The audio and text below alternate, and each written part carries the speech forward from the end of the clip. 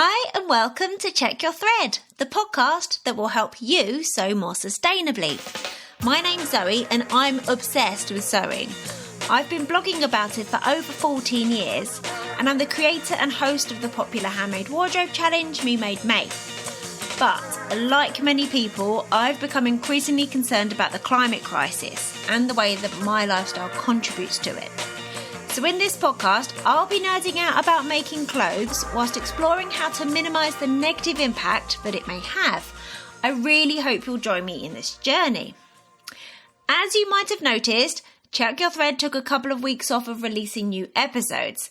And this week, we are back with a bang. It's a pep talk that you might not have known you needed.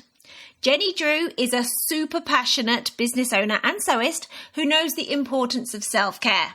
If sewing is something that brings you joy and relaxation, but you're struggling to fit it into your schedule, then Jenny is about to drop a ton of mindset shifts and practical tips to help you do more of what you love. Hello, gorgeous listener! How are you doing? I've missed you. I hope you had a good few weeks since the 100th episode dropped. I got back a couple of days ago from a 2-week road trip around the country with my family. We hired a car and we went to Norfolk, County Durham, West Yorkshire and Lancashire before heading back down south to East Sussex. It was fun, but I'm definitely happy to be home. I really miss making the podcast and I am so excited about all the episodes that I've got lined up to share with you in the coming months. So have you been doing any making lately? If so, I hope you're getting a lot of joy from your current projects. Unsurprisingly, I haven't had the time or opportunity to sew since the last episode dropped, but I did take a knitting project away with me and I finally started to knit myself a pair of socks. So that's a goal that I set myself for this year. I've got some lovely yarn in this kind of like acid yellow colour and it's made from nettle and sheep's wool. I borrowed a set of needles from a friend and then I ended up having to buy a second set because it turns out I needed some smaller ones for the ribbed cuff. Anyway, don't hold your breath for me to finish them because I'm finding it super fiddly using the double pointed needles, but I'm really happy that I got it actually started. So what about any sustainability wins? Have you discovered anything recently or implemented anything more sustainable into your day-to-day?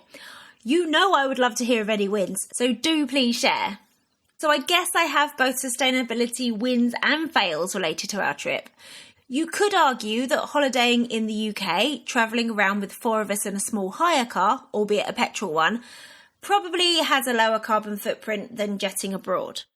But I'm also super aware that there were lots of occasions where we bought stuff like snacks and stuff with packaging that just got binned that if we'd been at home, I would have been able to recycle, or maybe I wouldn't have bought that product at all. Also, my son's trainers fell apart whilst we were away.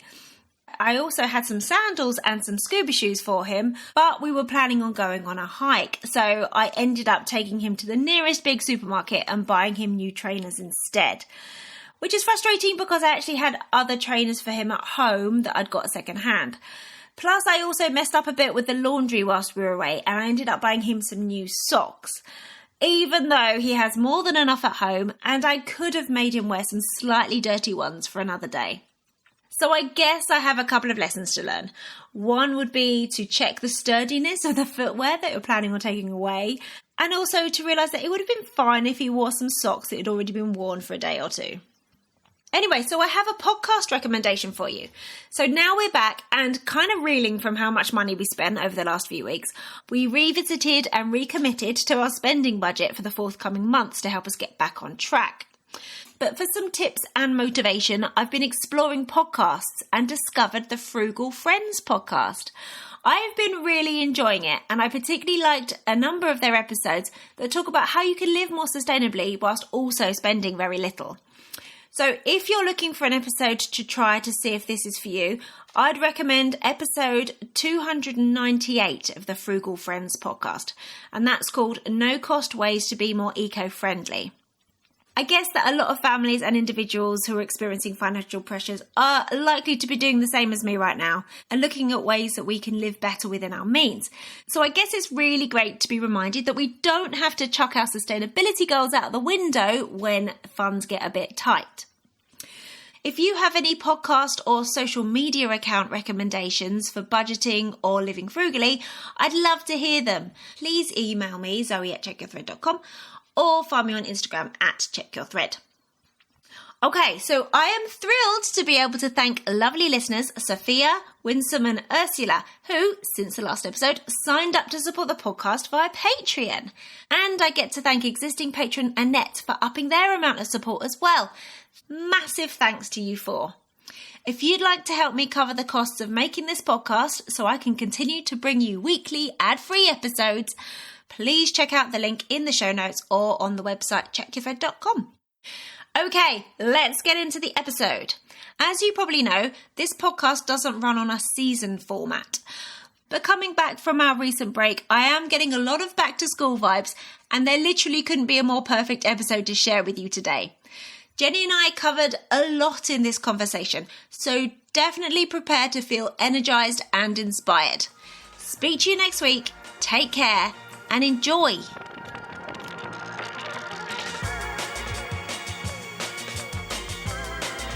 Is this your first podcast? It's my first sewing-related podcast because there's not that many of them. It's not my first podcast. I've done businessy podcasts in the past. I was going to say, because there's a lot of like entrepreneur podcasts and stuff out there, isn't there? I was wondering if you've done anything like that. I've done. I honestly can't. It's been that long. I can't even remember a single name of any of them, to be fair. But I have done it in the past. So. Do you like talking about entrepreneur stuff? I mean, you wrote a book, didn't you? Yeah, I love talking about business stuff. I am so passionate about women in business. So I feel like we always kind of play things down and we're kind of told to, just behave yourself and stay in your box and know your limits. And I am the opposite of that. If somebody says to me, oh, I don't know if that's really going to work out for you, I'll be like, oh, really? Like, watch me. I don't care if it takes me to my dying day to do whatever you've said I can't do, but I'm going to bloody do it. I suppose I'm quite lucky in that is just in my personality anyway, but I'm always trying to encourage other women to take a little bit of that on board and just be like, the sky is the limit. Like, you can do whatever you want to do. And actually, I think women in a lot of respects make much better business people. We're generally nicer to our staff. I mean, these are not statistics here, but generally speaking, I think we're better leaders because we're more compassionate on the whole. I think we're probably better employers as well. So the more women that we can get into business, the more workplaces are nicer places to work. So just everyone benefits. And also apparently for like longevity reasons, we keep businesses going for longer, women do, versus men. I think it's because we don't maybe take the risks that men take. So whereas men might build bigger businesses quicker, they're more likely to take bigger risks and fail. Right. Oh, that's so interesting. Okay, so what came first? Sewing, business? Like, tell me everything. Like, how did you get into sewing? Where are you right now? What do you do during your day? Okay, so how did I get into sewing? I used to, actually I need to find these because I can remember when I was wee, I wanted to be a fashion designer when I was like 7 or 8. And I've got somewhere, my mum's probably got them in the attic, all these drawings. And I can still, on like yellowed, like lined paper that I've been drawn and putting hilarious prices next to these. That's so interesting. You were already thinking about the selling of them.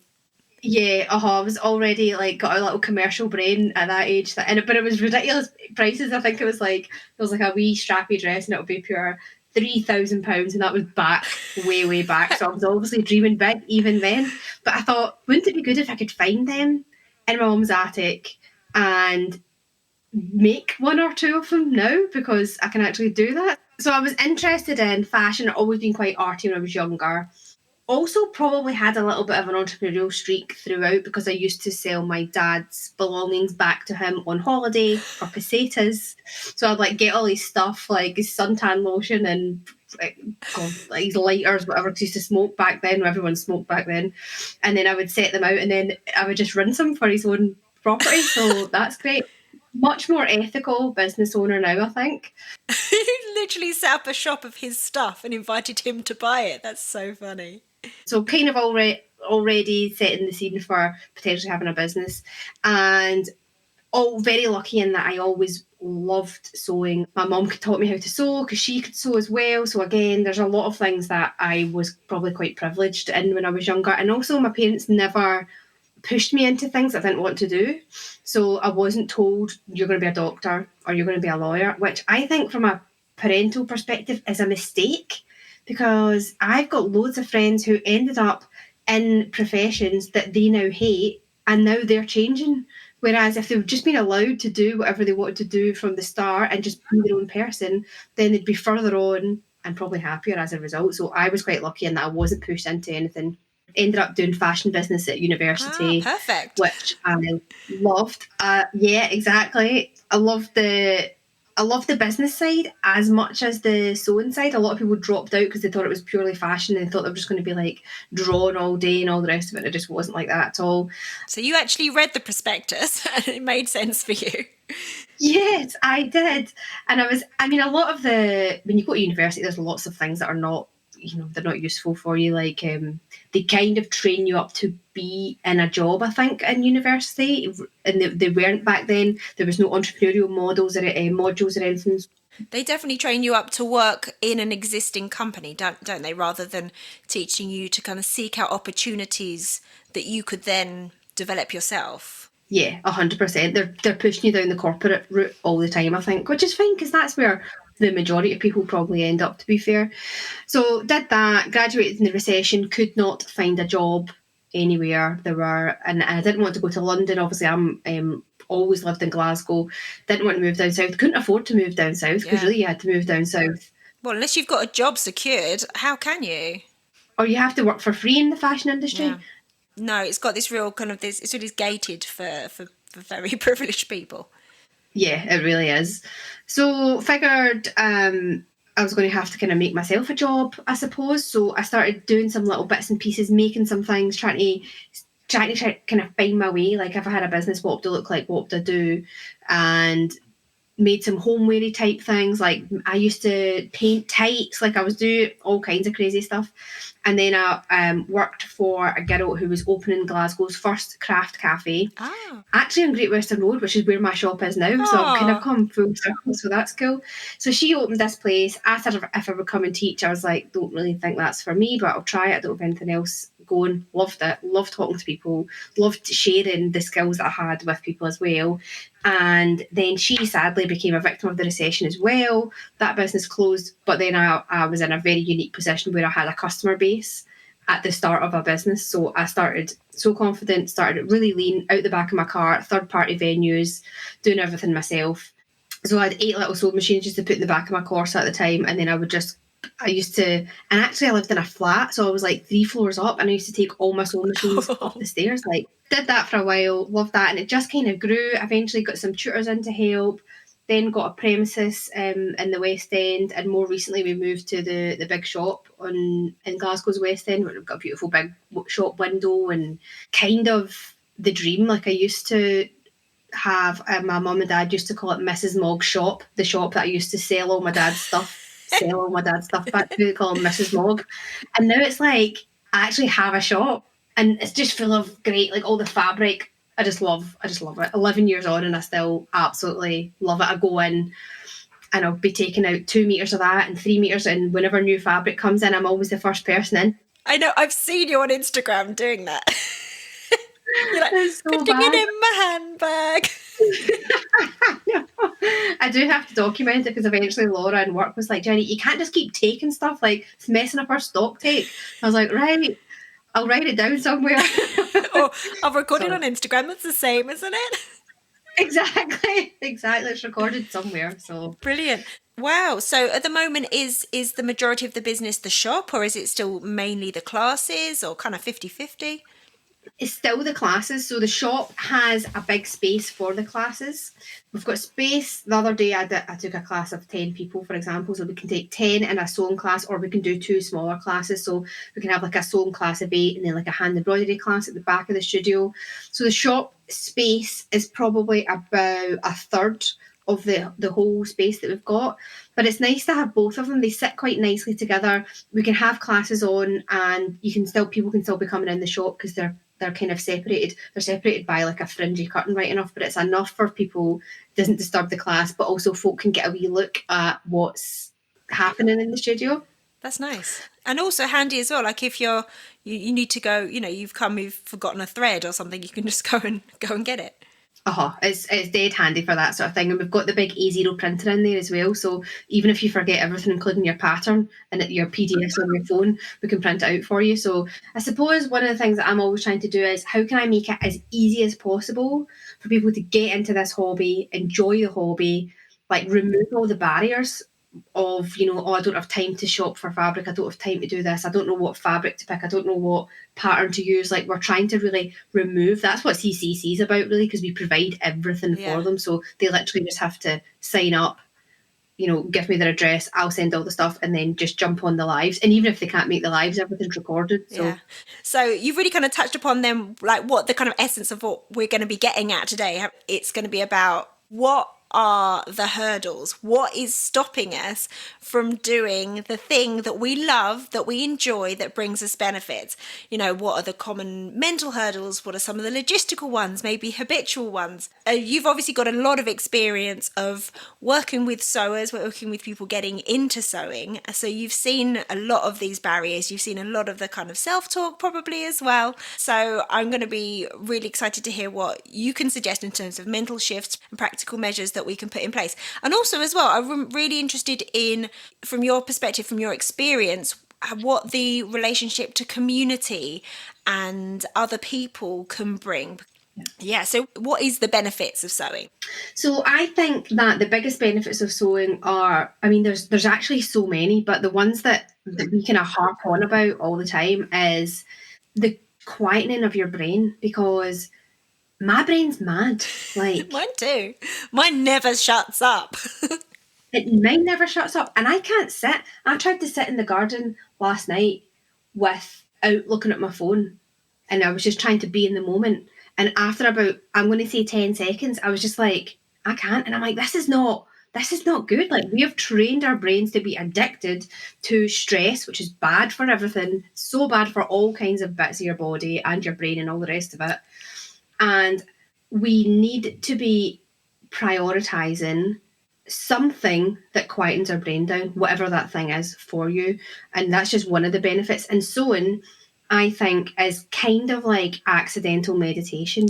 So I try all kinds of things. Like I've got crystals, I've got money trees here. Like I'm very open-minded and I do all kinds of different stuff. And I love personal development and I love the law of attraction. I love all of these things. I love vision boards and all that sort of thing.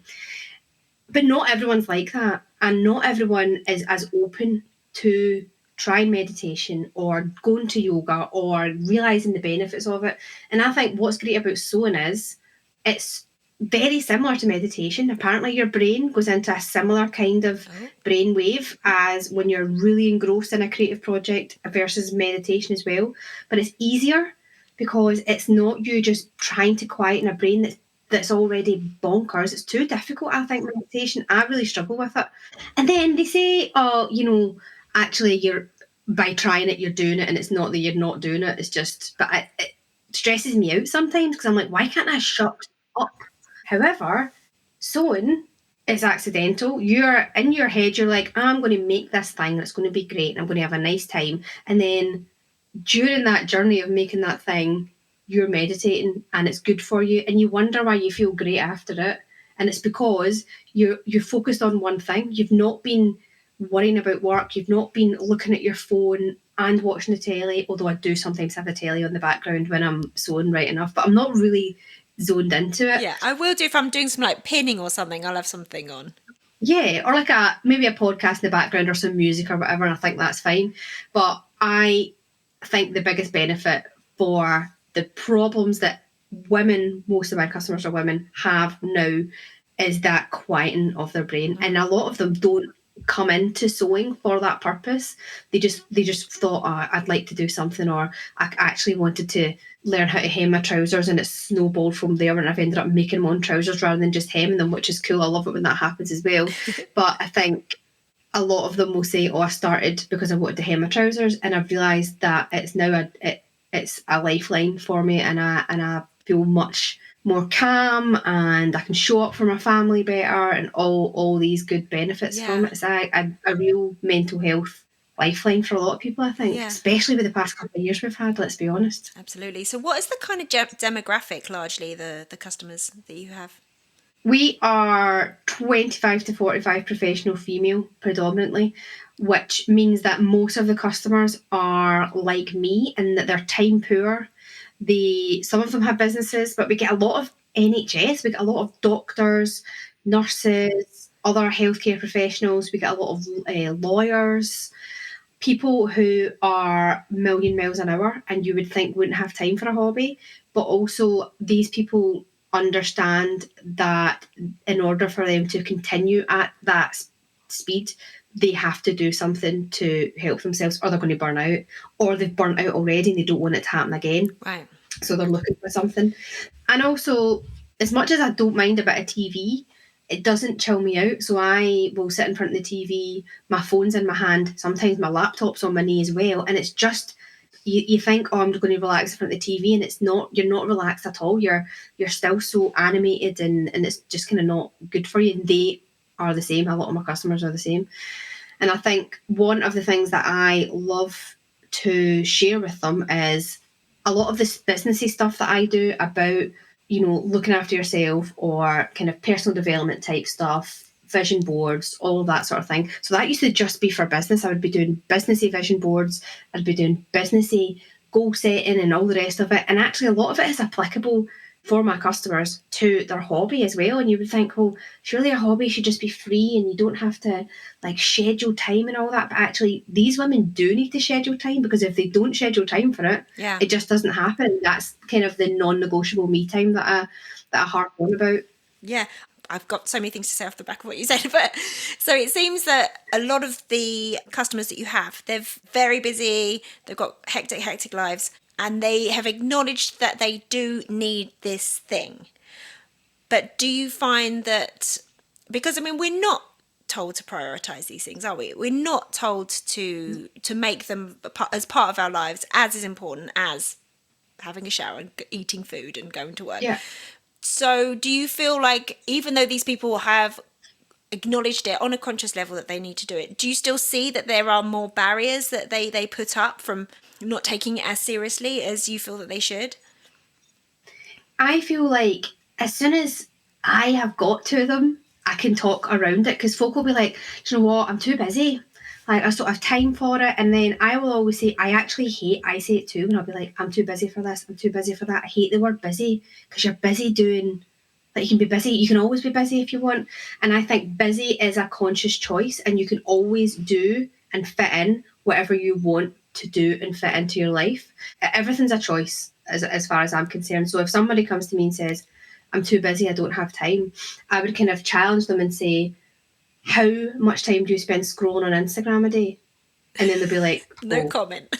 And no judgment, by the way, because I am bad as well. But I know that if I'm telling somebody I don't have time to put that in my life, it's not that I don't have time, because I can just put my phone away and then I will be able to find the time.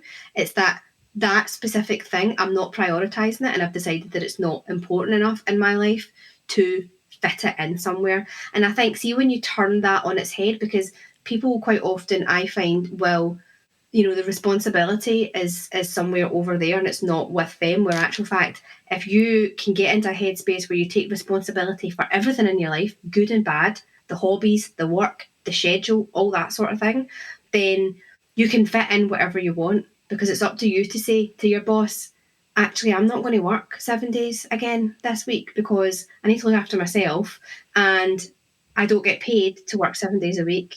So I'm going to have my Saturday and Sunday off. Things like that. Whereas you can get into that kind of martyr vibe with your work sometimes, I think. And I can do it too. So again, none of this is me being judgmental at all, but it's just about getting into their mindset and kind of shining a light on the fact that if you want to make time for yourself, you can and you should do. And actually what ends up happening is, even if it's an hour and it's in your diary and it's a Friday afternoon and that's all the time that you have, put it in there. And I say, treat that like a appointment with your boss that you wouldn't change.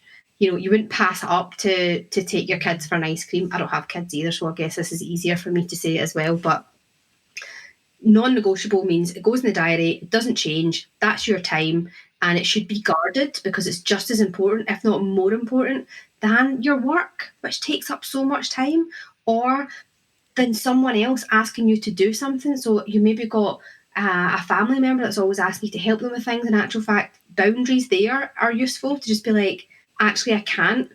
And another thing, what happens with your time is you think that you have to use all of your extra space and all of your extra time to do things for other people, or to do things for your work, or to do things for external things. And it makes you resent people, but actually you're allowed to do nothing if that's what you want to do. I think sometimes you need to give yourself permission to watch the telly, do the sewing project, go and do a wee painting, whatever it is that you like to do. I've struggled with that for a long time, where I was like, I'm allowed to do something for me if I want to. If not, no one else is allowed to encroach in my time all the time. Like, you're not allowed to monopolise me. So I'm going to take this time, and I'm going to let everyone in my house know that I'm taking the time, and nobody's going to disturb me for that time. Yeah. And that's the end of it. Yeah. It's like there's two levels to that. It's like accepting yourself that it is not a trivial, non-essential thing. It is important. And then it's believing that so much that you can then ring fence that time and present that to other people. So you've made the practical suggestion of literally putting it on your calendar or in your diary. Like, have you got any other tips? I mean, presumably like literally signing up to a sewing class or a sewing session, that kind of almost, I don't want to say the word legitimize, because I feel that it's 3000% legitimate. But do you know what I mean? Like, almost you've made it a thing, an external thing somehow. Yeah. So what we find is, so we've got the CCC, which is every... Yeah, so explain that for us. Yeah, so the Confident Capsule Collection is our signature online dressmaking course. I am a dressmaker. I love it. I'm always trying to push everyone into it, even against their will. I'll be like, you'll love it, try it. Most people love it, to be honest. Like, it's good fun. On the CCC, we do an online 12-week capsule collection course. This time round, for example, we're doing jeans, denim jacket. We've got a nice little button-down dress. We've got a wee shirt, we've got a wee jumper, and I've got a guest tutor coming in to do a bag, Emma from Studio 77 as well. So it's a whole thing. And we have run this 3 times now. This is the 3rd time. And we've got the sign up for people, and it's not cheap. It's an expensive course because we provide all the fabrics and the patterns, and because of the length of the course, it's quite a lot, and it's my time as well. So it's just quite a lot of hours in that course. So when people will sign up, I've had folk who've signed up to all 3 of them, and they're literally one after the other, and they're saying, I've not finished all the items from the first one. I've definitely not finished all the items from the second one, but they just love the jumping on once a week. That time, it's in their diary, and there is definitely something about meeting with other people to do this thing that makes it even easier for you to honour it in your diary, versus, because it's harder to move, and you feel like you're missing out a little bit sometimes. So if oh, actually, I'm not going to work late that Thursday because that's my sewing night, and it's much easier when everyone else is on there. And I think that is definitely a draw for online classes. You can say to someone else, this is in my diary, I'm meeting with other people. So somehow that makes it easier to block out in your diary if other people are putting it in there, type thing. Yeah. Like, well, I'll be missed. Yeah, exactly. Like, they're expecting me. I've said I'm going, or I've booked a ticket, even though they haven't, because a lot of it's like a monthly thing. But I say to them, I was like, if you have to say to everyone in your family that you've paid for this session specifically, and if you miss it, you will lose the money, you say whatever you need to say to get that door shut and to get everyone out of your way for that kind of 2-hour session. Absolutely. I find it much easier when, even if it's something that's a free event or something, but I've signed up to it, and I'm like, sorry guys, I've got the thing. I know, exactly. I think it definitely helps. So what benefits can be achieved from like sewing or crafting at home compared to going to an in-person class, compared to going to like a live online class? Because they're 3 quite different scenarios, aren't they? Yeah. So I think there's space in your life for all three of these things. The classes are good for getting you in to the hobby. So if you're thinking, I quite fancy that, and you're thinking, I'm just going to teach myself online, it's really hard to start off with because there's just so many things that you don't know. Where do you start? In actual fact, there's obviously you can teach yourself anything on the internet because there's videos on literally everything, but you just can't beat somebody over your shoulder being like, let me tell you why that's happening. Like, let me show you this. And it's like, I think if you can come to a class for a beginners, like to get into the hobby, it's a fast track because I can take people from the beginners class, which is normally 2 consecutive Saturdays, straight into dressmaking afterwards. And they're like, what? So like in 4 weeks, you can be wearing your own clothes and people are like, nah, no way. And I'm like, yes, you absolutely can. All dressmaking is taking 2D shapes, sewing them together into 3D shapes. Like, it's not as difficult as everyone would like you to think. Of course, folk want you to think that they're super, super talented in actually dressmaking. Took me 15 years to get to this place. In actual fact, I'm like, I will get you into dressmaking in 4 weeks, no problem at all. So classes are good for fast track, which for our customer is exactly what they want because they don't have the time to potter about and do bits and pieces. They don't have time for it. I don't have time for it if I'm doing any kind of hobbies outside of sewing, as if I've got any other hobbies, to be fair. All I do is sew.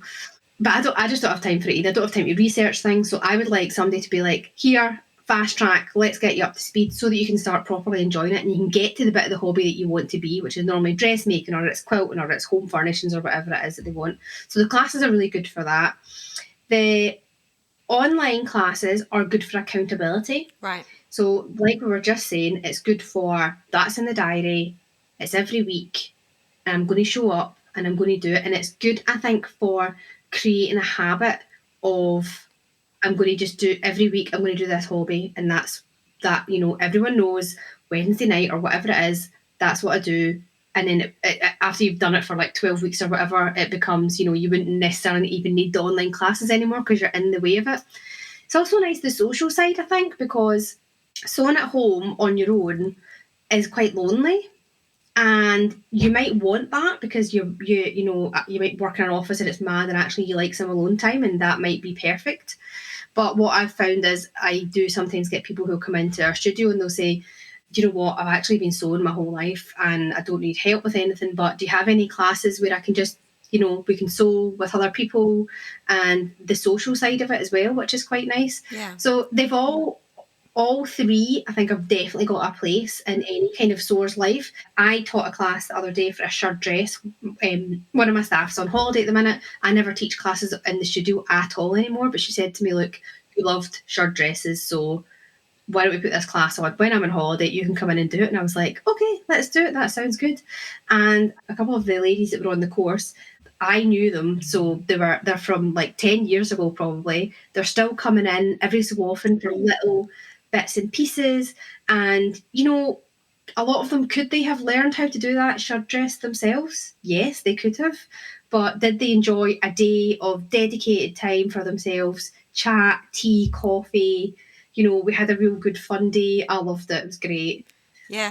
I can also imagine if you have the kind of job where you are decision making all day, every day, maybe leading a team or, responsible for other people as well, or, you're a parent with young kids, it might just be really nice to be told step by step, right, this is where we're going to do the collar, this is when we're going to do the buttons. Yeah. That must be a nice feeling for some people, just to be on the receiving end of the attention, the care, the having that brain space kind of relinquished for yourself. Yeah, I mean, I went to an art class fairly recently with my mum because I thought, let's try something different. And I must admit that I really enjoyed it. It was a very step-by-step art class, do this wee oil painting, and I loved it because I'm that person that's always like, I'll sort it, I'll fix it, I'll do this, blah, blah, blah. Yeah. And it was quite nice, somebody to be pure, there's a cup of tea, here's your paint, there's the white, do this, do that. And we just had a great time. So I get it as well from the other side of another hobby. Yeah, absolutely. That it's really nice. Absolutely. And I can imagine as well with the online classes, you said before when we were emailing back and forth, you could now have people attend that are not in the vicinity as well. And equally, I mean, that obviously raises opportunities for people that live quite rurally, or, you know, just kind of disconnected, or don't live somewhere where there is that kind of offering. But then also as well, even if you did live around the corner, you know, you can get home, you can make dinner, and then you can like literally put your plate aside and switch the laptop on. You know, you don't have to like get changed, let's go out again, have I got all my stuff? There's that brain space and that physical time and energy that you're saving as well, isn't there? 100%. Like, we have people eventually in the VIP club and in the CCC a couple of weeks in, people get really comfortable with each other, and you get folk like in their jammies, you know, eating their dinner with it on mute because they just want to be part of the whole thing. Like, everyone becomes dead pally, and that's really nice. And I think we this time have 2 people in America and somebody in Canada joining the CCC, which I am so excited about. Let's not talk about how difficult it is to post things out of the UK anymore. Yes. I feel like I lived a year of my life trying to figure that out. Like, oh my God. Yeah. Anyway. Yeah. Thanks, Brexit. Don't get me started. So yeah, absolute nightmare. But it's nice. We've got some customers as well who aren't able to leave the house, who can join all the online stuff. So there's lots of benefits, I think, and it's nice for us to have a nice mixture of all of, you know, we've got the online stuff, we've got the VIP membership, we've got the online classes, and all the in-person stuff as well. So it's nice to be able to serve a whole wide community of people all over the place. Sure. How do you manage the different sewing levels in that kind of teaching environment? So most of our classes, apart from the beginners class, so beginners class we see as that's our gateway to all the other classes. Right. So, you know, we've tried different things over the years where we've had, you know, beginners, intermediate, advanced, all these different layers, and it just gets too complicated. Yeah. And the biggest problem with that actually is that nobody thinks they're good. So, right. Everyone thinks they're beginner. So everyone's a beginner and they're fine with that. People feel a wee bit weird about calling themselves intermediate, but eventually they're happy with it. No one will call themselves anything more than an intermediate, even if they've been sewing for like the same length as me. They just won't do it. What is it? What is it that we won't? Is it that they're scared of entering into something that they're a bit out of their depth, or is it just literally like a self-esteem thing? Like, what is it? I think it's a little bit of everything. I think it's a bit of, you don't want to turn up to a class and then have somebody say to you, oh, you shouldn't be on this class, which for the record, we would never, ever do anyway, because that's not our vibe at all. We don't speak to people like that. But also there's that whole thing about, you'll have heard this about men applying for a job and they will think that, I'm not a man hater, by the way. I'm married to a man and all the rest of it, although he is annoying, but for the most part, he's a very nice man. But I'm not a man hater, but I'm fascinated by the differences between us and how it affects our progress in life. So men will look at a job description, and as long as I think it's like 20%, as long as they kind of tick most of the boxes of the you must be these things, they'll apply. Whereas women, if there's one thing on there that they're like, oh, I'm almost, you know, I could almost go for that job. If there's one thing on there that a box they can't tick, they won't go for it. Yeah. And that's been proven, hasn't it? Yeah. Oh, 100%. And I tell my customers this as well, because I'm like, you've just kind of got to go for it, because we'll get some people that will be like, you'll never be able to teach me. Oh, if I had £1 for everyone who said that to me, oh, I'm going to be a challenging one. And I'll be like, you're really not though. Like, I've never been anyone I've not been able to teach. So I guarantee you're not going to be the only one that I have been able to teach. The only person I've not been able to teach is when somebody came in and they just, for some reason, just decided it was not for them. And there was no talking them round. And it was a real shame, because it was like a basic t-shirt class. It was well within their ability. They just decided, nah, not for me. And then they started making a hair appointment in the middle of the class. And I was like, can you go then if you've decided this is not for you? Because it's kind of ruined our vibe. Oh, no. Oh, yeah. No, I've never had that. That's hard, because that's somebody who's got mental block. They just decided. She was just like, nah. Yeah. Yeah. There's that saying, if you think you can, you will. If you think you can't, you won't, or something. Like, literally, whatever. I was in the gym earlier on today and I was thinking this. I was like, Jerry, you can lift this heavy weight. You can do it, like, totally struggling, but knowing that it's actually a lot of the stuff is in your mind. And if you think you can do it, chances are you're going to be able to do it. Yeah. But a nice thing that I talk about a lot, because we do a wee challenge before we launch the new capsule collection course and everything, And part of that is building people's confidence so that they believe that they're capable of, because a barrier to sewing or to dressmaking in particular for a lot of folk is they don't think they're going to be able to do it. So I'm always like, how do we get rid of that little voice in our head that's telling us we can't do it and just give this a shot? And what I've found is if I can get people who didn't think they're going to be able to do it onto the class, they realise, I didn't think I could do this. And I've got a whole wardrobe of clothes and I'm making clothes every other week for myself. It filters out into other parts of their life. Oh, tell me about that. Especially if you've got folk that have not learned anything for, they've been out of education for 40 years. They've not learned anything. They don't feel like they're able to achieve anything. They maybe feel, I think I've got a lot of women who are kind of perimenopausal as well. And I think that plays into it a lot with all the kind of anxieties and all the rest of it that's kind of comes along with that. And I've seen people who have just flourished in the hobby and then have, because you get to know them and they're talking in the groups about jobs that they're applying for and all this sort of thing. And so without naming any names, can you give me like an example? I've had a girl who didn't think she'd be able to sew and kind of went for a promotion at work and she's like, I didn't think I'd be able to. But in that group, we're always super positive anyway. So I'm always like, if they're having an issue with an overlocker or whatever, I'm like, it's just a machine. You're better than the machine. Step away. We'll come back tomorrow. We can fix this. You'll be fine. You can do it. They've done it. And just all the things that you overcome when you're in the sewing class. And this girl went for this job. Didn't think she was going to get it. But was like, do you know what? I'm just going to go for it because what's the worst that can happen? I was like, yes. That is exactly what is the worst that can happen. You're not going to get into trouble for applying and got the job. Oh, amazing. So, and there's loads of little things like that. And I suppose, there's only a couple of stories that I know that I can definitely assume that the link was there. Yeah. But, I mean, it's not even just for jobs. I guess it's just in general feeling like you're capable of doing anything, even if that's other hobbies. Yeah. And I think being comfortable in social situations again, because I think especially post-pandemic, a lot of people became really closed off, didn't want to go outside and totally lost confidence in their ability to make friends. My group in the pandemic was wild. People were making friends and I was so proud because, it was hard. Everyone was struggling together, but at least we were all struggling in that group together.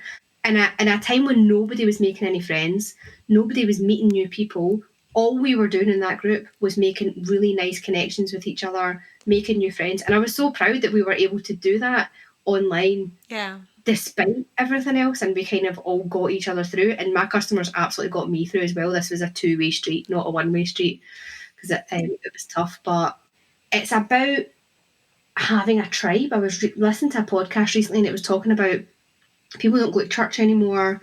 They don't go to team sports. They're not part of a thing anymore. And people have got really small families too. I guess you're not living in a house with 3 generations like perhaps we used to. Yeah. And I think that sewing is, and becoming part of a group is like finding a tribe. And I think we as human beings need that. We need to feel connected to people. Yeah, and a sense of identity as well. Especially if you work from home, maybe you work for yourself possibly. As you say, you've got a smaller family than maybe a few generations ago. You're like, who am I? I don't know, I'm just a person. But you can also be a sewer, And it's cool. And it's such a... I'll quite often say to my folk, you'll probably be the coolest person in the room if you're a sewer. So the next time you go to one of these awkward business things where they say, tell us an interesting fact about yourself, your fact's actually interesting. Yeah. So you'd be like, I made this blouse. Yeah. Exactly. Like, people are like, what? It's impressive. So I think there's just so many. I just love it so much. There's so many benefits. Absolutely. So we've kind of talked about the kind of the sustainability of sewing is in how to get it into your life and maintain it. What about in the ecological sense? Like, how do you factor sustainability into your business and your work? So I feel like this is becoming a much bigger part of our business. So when I started the business 11 years ago, it wasn't really a big thing. Like, people, yes, folk were people recycling 11 years ago? don't even know if they were, to be honest. I can't remember. It's a long time ago. But it wasn't a big thing. So all we were doing was, we've got this great hobby. And even at the start, there was no mental health. People weren't talking about mental health really back then either. So it's changed so much. But I was literally like, I've got these skills.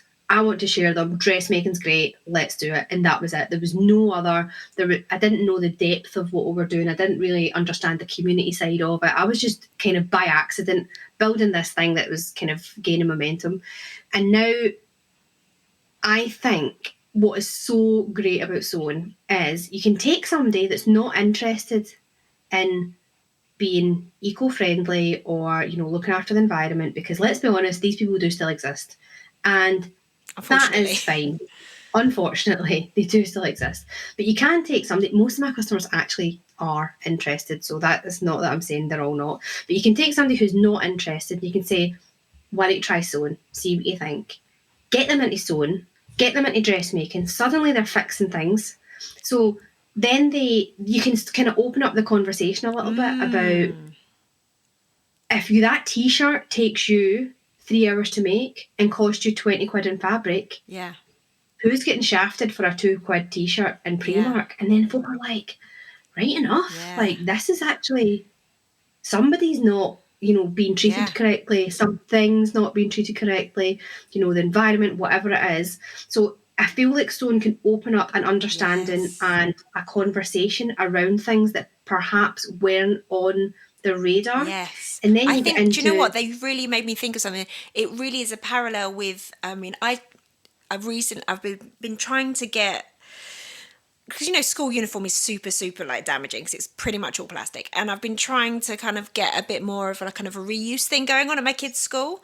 And even if people are not really coming at it from like an eco aspect, you can often get them interested if you talk about the financial thing. And similarly with mending, you can be like, that you can mend those jeans, you don't have to buy more. And then once you've got them in, and then you'll be like, and they're like, okay. And if they hear that enough times, I feel like if you keep kind of like drip, drip, drip, drip, drip, drip, drip, going, oh yeah, you save money. Their thing. And they start to own it and they start to share it. And I think that's the only way. See, being preachy doesn't work. No. I've unfollowed so many people who are like, they're vegan and they're talking about the meat industries and, very valid points, 100%. But see, if you preach at people, they're not going to listen. They're actually show me a really delicious recipe. I'm interested. Exactly. There is a way, right? To do. And if they're like, by the way, there's no meat. I'm like, oh, cool. 100%. So I think that's becoming more and more, and even personally with my own kind of journey, I've stopped shopping in the high street. And all I do is shop in Vinted. So I'm still getting, and I was never a big shopper anyway, to be honest, but I do love fashion.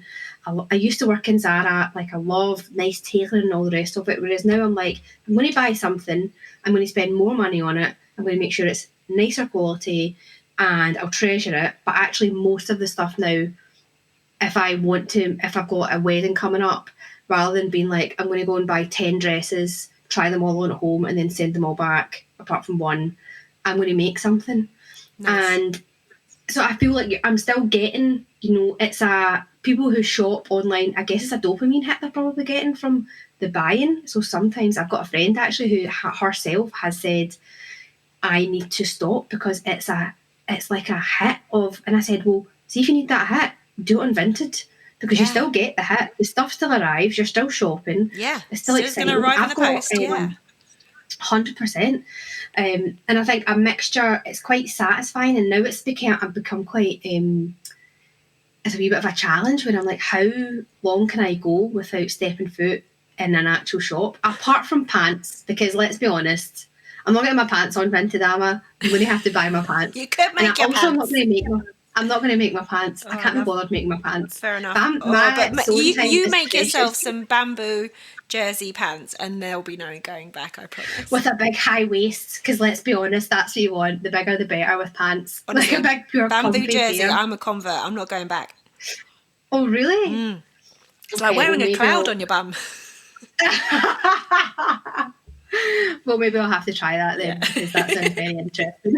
Yeah, try it. I've just got my daughter needed some more undies, and I had some scraps of bamboo jersey, and I made her a couple, and she's obsessed with them, and I'm just like really drilling down, just really emphasizing, like, you can't get kids bamboo jersey pants, and so that's my little way of like kind of hoping that she stays in being open to mum made things.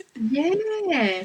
Oh, well, if they're comfier in the shop bought ones, then why not? Yeah, and I can do them with she likes the kind of boy short ones, that don't have they're like hemmed around the leg hole, not with elastic around the leg hole. Yeah. So yeah, you can custom, and it's a win. Yeah. Okay, maybe I'll try it. I have made pants before, and they are very comfortable, but I've never made bamboo ones, so maybe that's where I'm going wrong.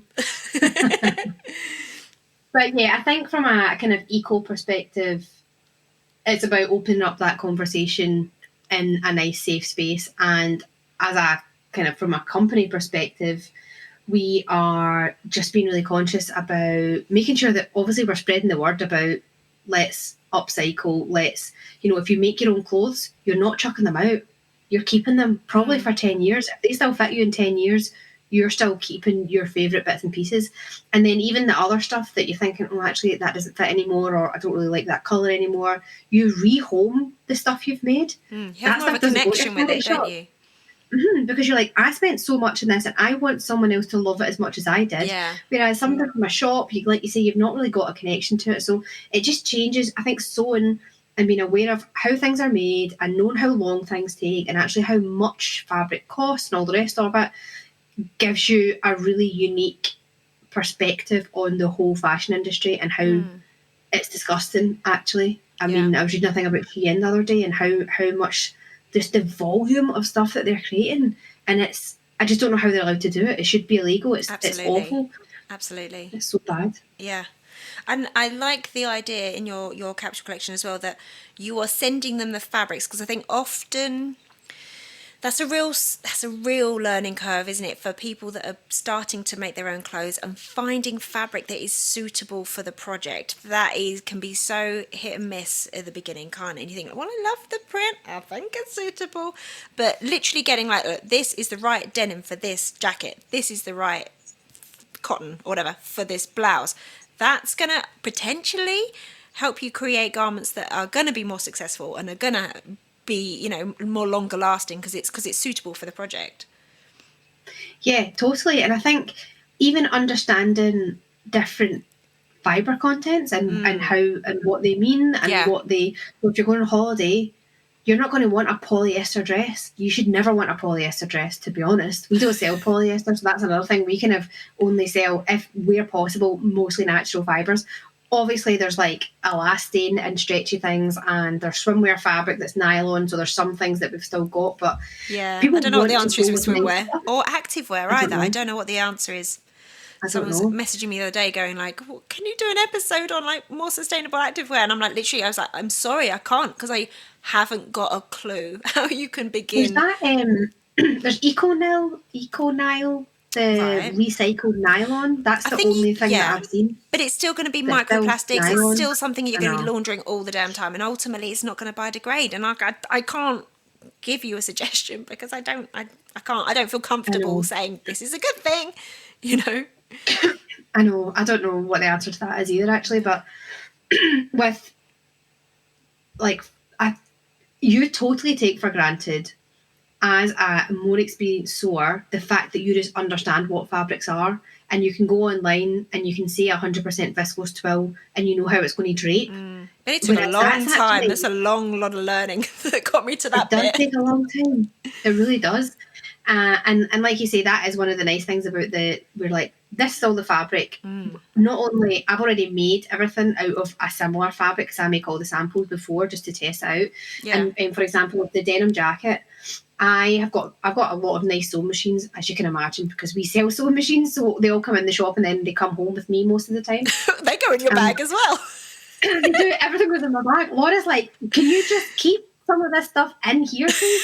I mean, I swap them out. So I don't have multiple sewing machines. Excuse me. I don't have like multiple. So I mean, I've got all the baby locks are pretty much here because they are real nice. I like them. But I was making the denim jacket, and my sewing machine started, because obviously you get seams upon seams and flat felled seams and all the rest of it.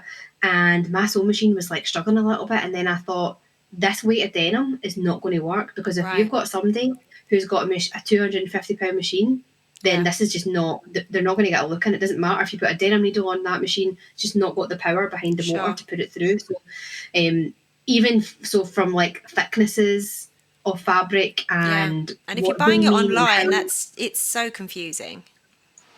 It really is. And then obviously online it tells you all the kind of GSM, the grams per square metre.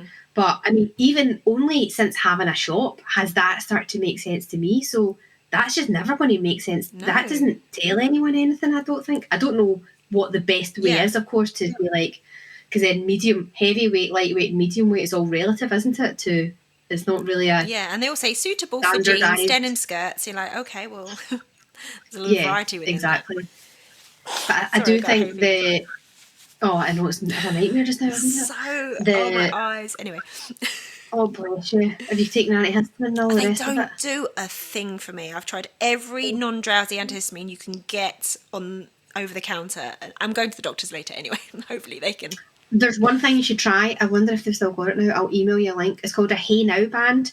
You put it. There's a pressure point. There's it's like here. There's a wee sore bit if you press. There's a pressure point in there. Right. And it's a band that you put on your, and it does help. Oh, I'll try that. Weirdly, I'll absolutely I'll find try anything. It works for the cold as well. Actually, it does anything to do with like your nasal cavity. It seems to help with.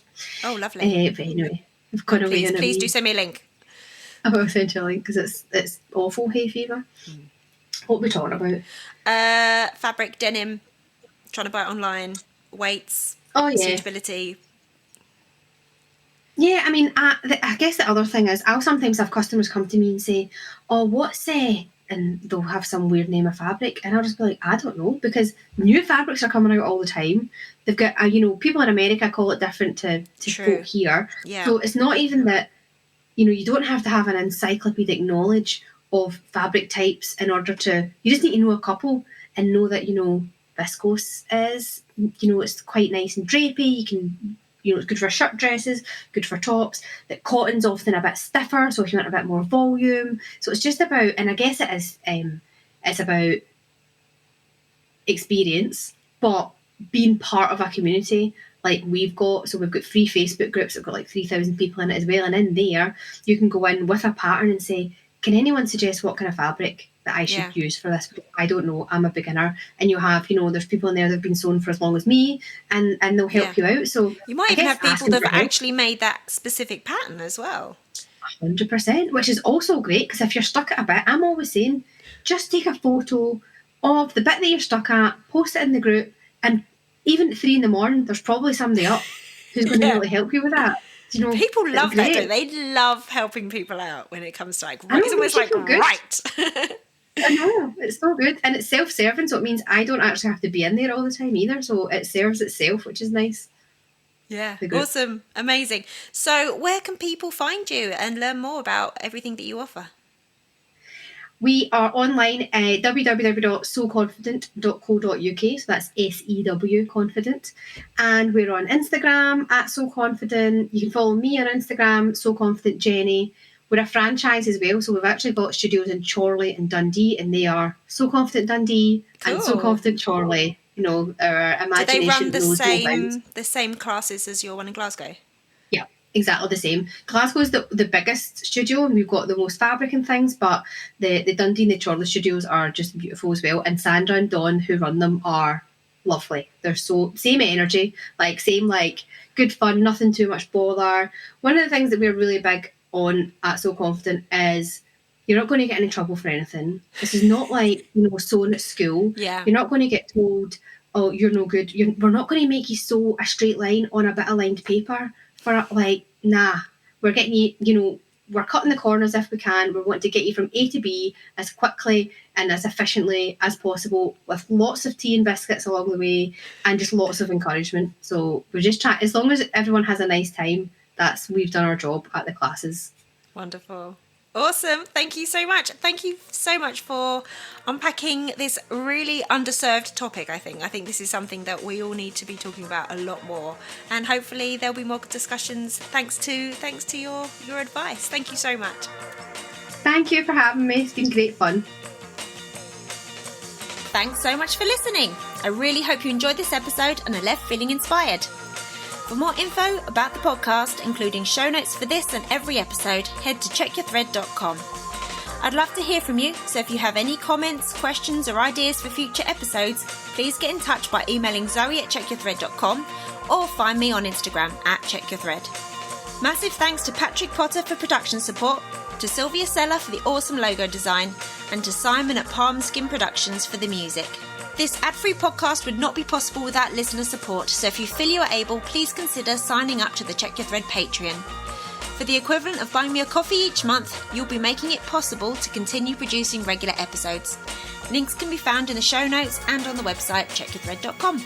I hope you'll listen again next week. Until then, take care. Bye!